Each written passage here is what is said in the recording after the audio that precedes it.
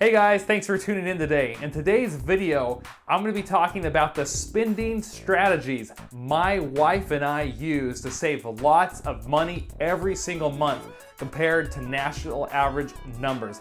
Now, I don't want these videos to go too long, but I also want to have enough detail so they're meaningful for you guys. So what I'm gonna do is I'm gonna break this into a couple different videos or create a series, and then we'll take it up to there. But if you're here to save money, if you're here to find ways to tighten your budget and keep more of the money you make every single month, this video is for you, so stay tuned.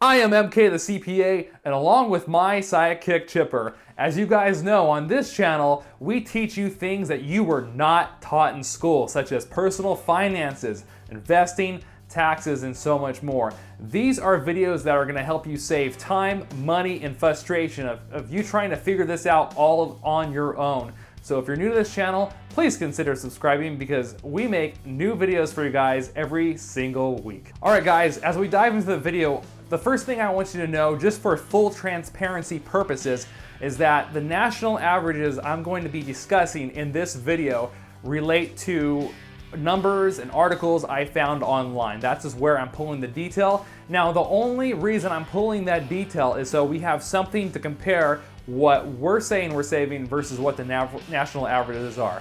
And just so you guys know, getting ahead financially, it does take sacrifice. Nothing you will ever want in life does not come without some sort of sacrifice. I don't care what the TV says, I don't care who says what, but hard work and discipline is involved if you want to be successful in anything. That's especially true in finances. But the tips I'm sharing with you are all things my wife and I truly do every single month to save as much money as possible. Currently, we're saving 52% of our net take-home income. I'm excited to be sharing information in this video because I really think if you take this information and go back and study your expenses, I think you're gonna find ways where you could be maybe saving more of your net monthly cash flow. Let's go ahead and dive right into it. All right guys, the first thing I really wanna talk to you guys about is saving money on your smartphone. Now this is my phone, it's the iPhone 5S. I know, notice it's not the 7, it's not the 6S, it's not the Samsung Galaxy, whatever phone they're on now, I have no idea, and I really don't care. But this is the iPhone 5S. It only has 16 gigabytes of memory. I do not get the expanded memory on my phone. Now, what we do is my wife and I do not chase new cell phones down. It is so expensive and it's a complete waste of money in my personal opinion. I agree that cell phones are phenomenal. I totally agree with you, but by always going after one of the oldest models of phone, you can save a lot of money and the phone is still fantastic. The technology is so good that sure, maybe the other camera is a little bit better, but really there's nothing life-changing about it from what I've found. Now, the average cell phone bill currently in the US for the smartphone can range from $40 a month up to $160 a month. These are real numbers. I've done my research and those are the numbers. So my phone bill has never exceeded $70 a month. So compared to the national average, that's a $30 savings per month right there. Now, I try to hold on to these phones as long as possible. So in 2 months, I just checked with my phone store or my phone carrier, this phone is going to be completely paid off and my cell phone bill is going to drop from $70 a month down to $45 a month. And I do not plan to purchase a new phone. If the battery is going to get faulty on me, I'm actually going to try, and let me know if you guys have done this, because I've never tried it yet. But I'm gonna see if I can purchase a battery online and install it myself because I would really like to keep this thing going as long as possible. And notice I do have this OtterBox case on the phone and it was worth every penny. The OtterBox case I think it was like 30 or 40 bucks, but it has saved my phone more times than I can even speak about. And so I've never broken a smartphone because of this. All in all, I don't have to buy cell phone insurance or anything like that. So after this phone drops to $45 a month, I will be saving about $55 a month on average compared to the national average. So be smart about your spending on your smartphone. Number 2, landline. I do not, now I think most millennials aren't gonna get a landline, but just so you guys know, if you're watching this and you have a home phone, we don't have one. And the average home phone landline costs between $15 to $30 a month. And I just don't see a need for it. My mom has one, and I finally convinced her to get rid of it and just get a cell phone. Because every time, with everything being connected to the internet, the TV, the phone, etc., well, when her internet service goes down, I can't call her. And so she's realized at this point that the landline is completely useless, and so we're gonna get her a cell phone. So by cutting the landline, like I said, we're saving $15 to $30 a month on average. All right, continuing with saving money on phones and phone-related things. Let's talk about number 3, which is we do not do unlimited plans of any kind.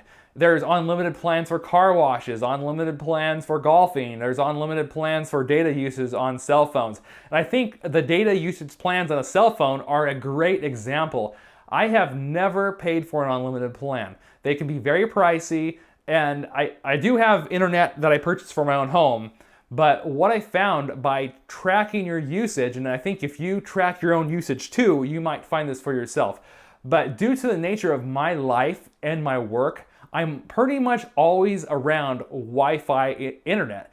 So on average, I did over 3 months, I looked at my data usage on my phone, and I was using less than 1 gigabyte per month. And so there was totally no need for me to ever get an unlimited plan. It was a complete waste of money. And by avoiding that unlimited plan, we're able to save at least $25 to $50 a month, depending upon the phone carrier. Let's talk about number 4. See this? My wife and I do not purchase alcohol. The average person in America can easily spend $20 to $60 a month on alcoholic beverages. And the worst part about spending all this money on alcohol is the product life cycle only lasts until the next morning. So it's not gonna stay with you very long.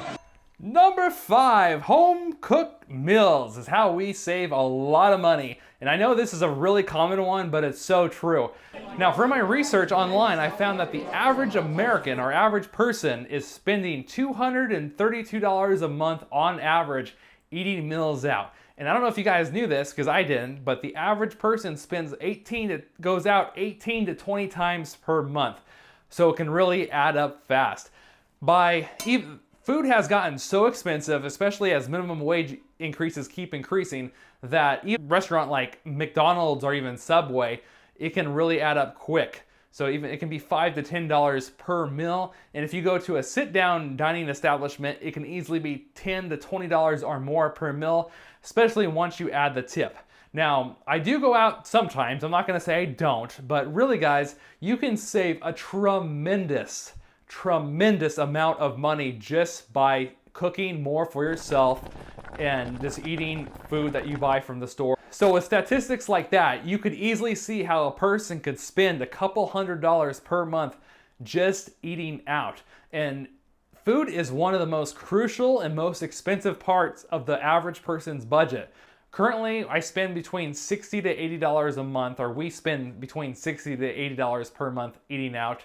And compared to the $232 national average, that's a net monthly cash flow savings of $150 to $170 per month that we save just by cooking at home. Number 6, we cut the cable. So now what we do is we just use Hulu Plus, and Netflix. And you guys can use the same thing or any other combination of those streaming services that you want. And by doing that, we're only spending $20 a month compared to the $60 we used to spend. So that's an easy net savings of $40 per month that we get to keep instead of giving it to those cable companies. All right, number 7, let's talk about clothing. Clothing, everybody loves clothing. Well, a lot of you guys do, but the average person, according to Forbes, the average person in America spends $140 per month on clothing. Ouch! So the trick, or the thing that my wife and I do, is we make sure if we're buying clothes, we never ever pay full price. There's no reason to. There are so many freaking clothing stores, you do not have to pay full price. And you're just acting unintelligently if you do. So I encourage you not to pay full price. Now, we do have a lot of brand name clothes. Now, my wife does purchase things on Express, but she always is pulling from the clearance rack. And I really don't do big name brand clothes myself. I used to have the fear that if I didn't purchase really nice clothes, it was gonna hurt me in my career. That was completely false. If you still dress professional, dress nice, act professional, and do good work, you can still get ahead even though your shirt doesn't cost 50 bucks, even though your pants don't cost 100 bucks, even though your shoes don't cost $100 or $200, you can still get ahead, still get promotions. So the whole thing about clothing, yes, it's important, but you can still look and dress professional for less money. So just really look into where you're purchasing clothes. So we shop at places like TJ Maxx, Ross. Every once in a while we'll purchase things online. Some of my shirts I get from Target, some of my shirts I get from JCPenney's. So clothing is a big one, and just remember, you can save a lot of money in that particular area if you try. All right, let's get some numbers. Chipper, do you have the totals for us on the savings? Right away, sir. By implementing these 7 strategies we discussed in this very video, my wife and I are able to save $380 up to $525 compared to national averages on these expense categories. Dominating! But I just want you guys to know what I would recommend doing is make a budget. If you don't know how to make one, I'm gonna be making a video on that very soon. Look at your budget, track your spending habits, track how much you use services like data and cell phone usage and etc. And you can start to find ways and think of ways where you can save even more money every single month. Because it takes sacrifice to get ahead financially, but trust me, the stress-free life of not having to worry about money is so worth it. All right, guys, I'm gonna start wrapping up the video here. If you have any comments or questions about anything we discussed today, please leave it in the comment section down below. And if you're saying, Mike, you're spending way too much freaking money on the things you just mentioned, you big dum-dum, well, let me know. I want to be saving as much as possible, just like you guys. So please leave your suggestions on how you save money and ways that you get ahead for you and your family. It would be awesome to share. We can all learn from each other, and that's why I love YouTube and what YouTube can become. It's a great community where we can share information for free to help each other out.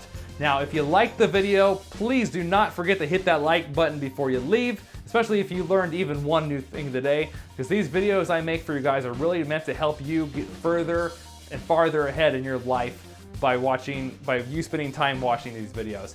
If you're new to this channel, please do not forget to subscribe over here, and down below and in the description below, I'll leave a couple of videos on taxes and other financial subjects on some of the other videos I've done, so make sure to check them out. And with that being said, Chipper and I will see you in the next video. I hope you guys have a fantastic week, and I really just encourage you to take this information and use it to live your life uncaged. Bye, everybody. See you next week.